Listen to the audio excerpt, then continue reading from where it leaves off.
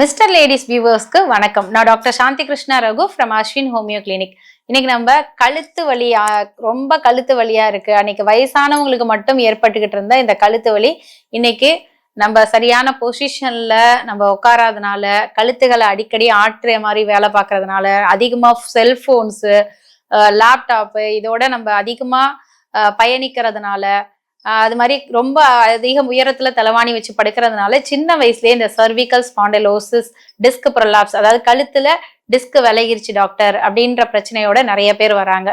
So இந்த cervical spondylosis இது பார்த்தோம்னா நம்ம வயசான காலத்துலதான் முன்னாடி என்ன ஆகும்னா இந்த டிஸ்க்ல வந்து வியர் அண்ட் டியர், அதாவது காலம் வயசாகும் போது என்ன ஆகும், அதுல வியர் டியர் எல்லாம் ஏற்படும், கிளி அந்த ஜவ்வு கிளிய ஆரம்பிக்கும்.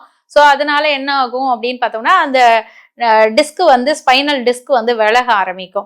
இப்ப என்னன்னா யங் ஏஜ்லயே நிறைய மேடு பள்ளங்கள்ல வண்டி ஓட்டுறாங்க, ரொம்ப ஆக்வர்டான பொசிஷன்ல ரொம்ப நேரம் உட்கார்ந்துருக்காங்க.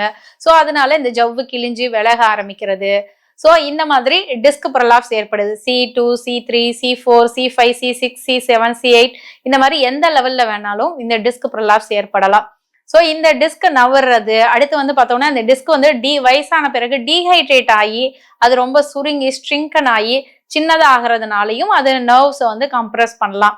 ஸோ அப்படி இல்லாமல் போனிஸ்பர், அதாவது ஆஸ்டியோ ஆர்த்ரைட்டிஸ், எலும்பு தேய்மானம் ஏற்பட்டு அந்த போன் வந்து சின்னதாக நீட்டிட்டு இருந்து அதனாலையும் இந்த இது வரலாம். அடுத்து இந்த கழுத்துக்கிட்ட இருக்கக்கூடிய லிகமெண்ட்ஸ் எல்லாம் ரொம்ப லூஸ் ஆகி ஸ்டிஃப் ஆகி அதனாலையும் இந்த கழுத்து வலி வரலாம். இந்த கழுத்து வலிங்கிறது சர்விக்கல் ஸ்பாண்டலோசிஸ்ல இல்ல டிஸ்க் பல்ஜில் என்ன ஆகும், இந்த கழுத்து பின்பக்கம் கழுத்துல நம்ம தலைக்கு பின்னாடி கீழே கழுத்துல வலி ஏற்பட்டு அந்த வலி வந்து தோள்பட்டை கை வரைக்கும் அப்படியே வலி பரவும். இதை வந்து ரேடிகுலோபதி அப்படின்னு சொல்லுவோம். இது மட்டும் இல்லாம என்ன ஆகும்னா ரொம்ப வீக்னஸ், ஒரு பொருளை எடுத்தா கூட தடுமாறி கீழே போட்டுருவாங்க, வீக்னஸ் ஏற்படும், நம்னஸ் ஏற்படும், அதாவது நம்ம கை வந்து மரத்து போன மாதிரியே ஆயிடுச்சு டாக்டர் அப்படின்னு சொல்லுவாங்க. ஸோ அந்த மரத்த உணர்வு ஏற்படும், ஒரு கூச்சம் ஏற்படும். ஸோ இந்த மாதிரியான அறிகுறிகள் இருக்கு, கழுத்து வலி இருக்கு, அது சோல் இருக்கு, கைக்கெல்லாம் பரவுதுன்னா அதை இனிஷியலாவே கவனிச்சிடணும். நம்னஸ் எல்லாம் வந்து ஒரு நம்னஸ், இந்த வீக்னஸ் அதெல்லாம் வந்து ரொம்ப அட்வான்ஸ் ஸ்டேஜ்ல நமக்கு அந்த மாதிரியான அறிகுறிகள் ஏற்படுத்தும்.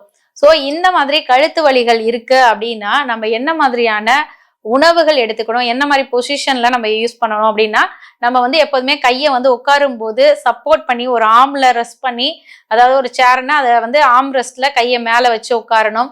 அது மாதிரி பார்த்தோம்னா அடிக்கடி ஆக்வர்ட் பொசிஷன்ஸ்ல இருக்கக்கூடாது, அடிக்கடி கழுத்தாட்டி நெக் மூவ்மெண்ட் கொடுக்குற மாதிரி இருக்கிறது, தலையில அதிக வெயிட்டை சுமக்கிறது, மேடு பள்ளங்களை வண்டியை வேகமா ஓட்டுறது, தலைவாணியை ரொம்ப நேரம் வச்சுக்கிறது, ரொம்ப நேரம் ஃபோன் பார்க்கறது, லேப்டாப் பார்க்கறது, தலைவாணியை ரொம்ப உயர்த்தி வச்சு படுக்கிறது, இதெல்லாம் நம்ம அவாய்ட் பண்ணிடணும். அவாய்ட் பண்ணிட்டு சிம்பிளான எக்ஸசைஸ் நம்ம செய்யலாம். ஸோ இந்த வலி இருக்கும்போது சிம்பிளான எக்ஸசைஸ், நம்ம கீழே கையை தொங்க விட்டு ஷோல்டரை மேலே ஏற்றுற இந்த எக்ஸசைஸ் செய்யலாம். இந்த கைகளை இப்படி இன்வர்ட் அவுட்வர்ட் பொசிஷன்ல பண்ற இந்த எக்ஸசைஸ் செய்யலாம். ஸோ இதெல்லாம் நம்ம செய்யும் போது அது மாதிரி நெக்கை வந்து ரொட்டேஷன் பண்றது, ரைட் சைட்ல லெஃப்ட் சைட்ல ரொட்டேஷன் பண்றது, இந்த மாதிரிலாம் பண்ணும்போது இந்த வலிகளை நம்ம குறைச்சிக்க முடியும். ஸோ இந்த மாதிரி வலி இருக்குதுன்றவங்களுக்கு நான் வீட்டில இருந்து ஒரு நல்ல ஹெல்த்தியான டயட் என்ன சொல்லி தருவேன்னா, வலி இருக்கிறவங்க பிரண்டை, முடக்கத்தான் இதெல்லாம் நிறைய சமைச்சு சாப்பிட சொல்லுவேன். முடக்கத்தான் துவையல் அரைச்சு சாப்பிடுங்க, பிரண்டை துவையல் அரைச்சு சாப்பிடுங்க, இல்லை முடக்கத்தான் இலைகளை நல்லா அரைச்சிட்டு அதை தோசை மாவுல போட்டு ஊத்தி சாப்பிடுங்க அப்படின்னு சொல்லுவேன். இதோட பெஸ்ட் என்னன்னு பார்த்தோம்னா உளுந்தங்கஞ்சி, ஒரு கைப்பிடி உளுந்து எடுத்து நைட்டே ஊற வச்சிருங்க, ஒரு 4 பாதாம் அது கூட சேர்த்து ஊற வச்சிருங்க. இதை நல்லா காலையில கிரைண்டர்லயோ மிக்சிலயோ போட்டு அரைச்சிட்டு அதுல நாட்டு சக்கரை போட்டு கஞ்சி வச்சு குடிங்க, தேங்காய் பால் ஊத்திக்கோங்க. நல்லா இதை மார்னிங் டயட்டா அந்த கஞ்சை ரெகுலரா வச்சு குடிச்சிட்டு வந்தோம்னாலே நமக்கு அந்த கழுத்து வலி காணாம போறத பார்க்கலாம். ஸோ இந்த டிஸ்க் ப்ரொலாப்ஸ் ஏற்பட்டு, அதாவது C3, C4, C5 இதுல நமக்கு டிஸ்க் ப்ரொலாப்ஸ் ஏற்படுதுன்னா C3ல ஏற்படும் போது நமக்கு பின் கழுத்து மட்டும்தான் வலிக்கும். C4, C5ல டிஸ்க் ப்ரொலாப்ஸ் ஏற்படும் போது அது நம்மளோட ஷோல்டரு, கை, இந்த உள்ளங்கை வரைக்கும் விரல்கள் வரைக்கும் பரவ ஆரம்பிக்கும். இதுவே C7ல இருக்கும்போது பார்த்தோம்னா ஷோல்டர்ல ஆரம்பிச்சு வலி கைக்கு நம்மளோட கட்டை விரல் வரைக்கும் பரவும். C7ல இருக்கும்போது மிடில் அண்ட் இண்டெக்ஸ் ஃபிங்கர், C7ல டிஸ்க் ப்ரொலாப்ஸ் இருக்குன்றதை நம்ம எப்படி தெரிஞ்சுக்கலாம்னா, நம்மளோட நடு விரலும் ஆள்காட்டி விரலும் வலி ஏற்படும், ஒரு நம்னஸ் ஏற்படும்.